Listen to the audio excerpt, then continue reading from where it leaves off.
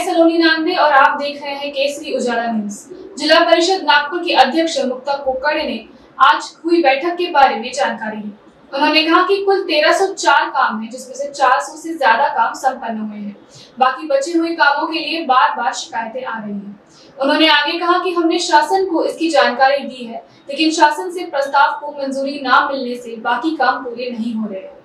कुछ गांवों में एमएससीबी की डिमांड ज्यादा है, लेकिन कुछ ग्राम पंचायत वो डिमांड भरने के लिए सक्षम नहीं है, जिस कारण उन गांवों की सुचारू जल पूर्ति नहीं हो रही है। उन्होंने और भी क्या कहा, आइए जानें। जल जीवन मिशन अंतर्गत नागपूर जिल्ह्यातील 1304 कामांचा समावेश आहे। यामध्ये 400 समथिंग कामं कंप्लीट झालेले आहे, पण उर्वरित कामांच्या वारंवार तक्रारी जिल्हा परिषदेला प्राप्त झालेल्या सन्माननीय खासदार महोदयांना देखील प्राप्त झालेल्या आहे। त्यांनी दिलेल्या पत्राच्या अनुषंगाने माझ्या अध्यक्षतेखाली आजच्या बैठकीचं आयोजन करण्यात आलं होतं। त्याच्यामध्ये प्रामुख्याने शासनाकडे एखाद्या गावाचं इस्टिमेट वाढलेलं किंवा लोकसंख्या वाढलेली असल्यामुळे त्या गावाचं रिवाइजसाठी शासनाकडे प्रस्ताव पाठवण्यात आलेले आहे। त्या प्रस्तावांना अजूनपर्यंत मंजुरी न आल्यामुळे अशी कामं बॅलन्स आहे। सोबतच काही गावांना एमएससीबीचं डिमांड ही जास्त प्रमाणात आल्यामुळे ती ग्रामपंचायत ती डिमांड भरण्यासाठी सक्षम नाही। त्यामुळे देखील काही गावांची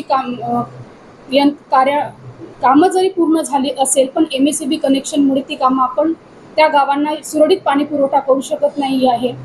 सोबतच काही ग्रामपंचायतनी एमएससीबीला A1 फॉर्म हा भरून दिलेला नाही आहे, त्यामुळे देखील त्या ठिकाणी पाणी पुरवठा सुरळीत करण्यासाठी अडथळा निर्माण होत आहे।